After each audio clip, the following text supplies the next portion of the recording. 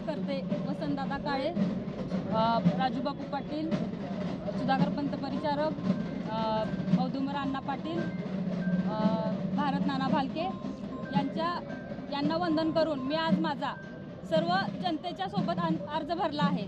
जिल्हा वाखरी गटातून जिल्हा परिषदसाठी मी माझा अर्ज भरला आहे राष्ट्रवादी पक्षातून।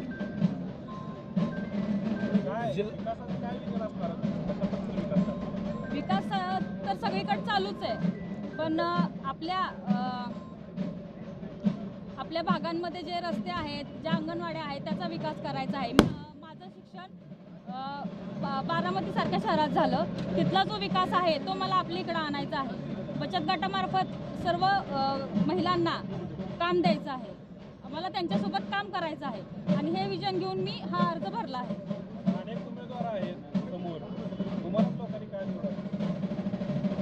लोकांनी माझं काम बघितलंय आणि माझी उमेदवारी ही लोकांमधून आली आहे। त्यांनी मला उमेदवार म्हणून समोर आणले, म्हणून मी माझा अर्ज भरला आहे आणि म्हणून त्यांनी मला पुढे आणलं आहे। वाखरी जिल्हा परिषद गटातून अनेक नावं चर्चेत आहेत, त्याच्यामध्ये सुनीता गायकवाड आहेत, बागल आहेत, त्या अनेक जण उभे राहणार आहेत। त्यांच्या आव्हानाकडे ह्या सगळ्या उमेदवारीकडे कसं बघतात?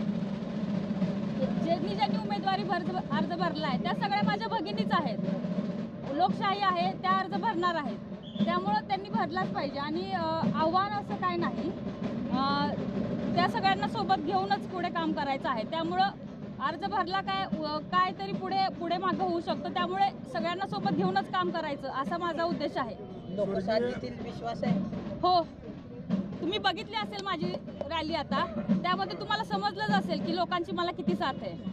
स्वर्गीय वसंतदादा काळे यांनी शिक्षण संस्थांच्या माध्यमातून, साखर कारखानदारीच्या माध्यमातून एक काळेमुळे परिवाराची रोवली होती।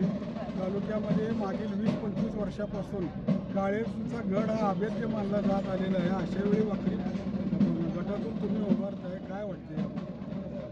नाही, मला खूप छान, म्हणजे सगळ्या लोकांमधून उमेदवारी आल्यामुळे, वाखरी गटातून माझं नाव वर आल्यामुळे मला स्वर्गीय दादांच्या विचारांना पुढे नेण्याचा एक मार्ग मिळाला आहे।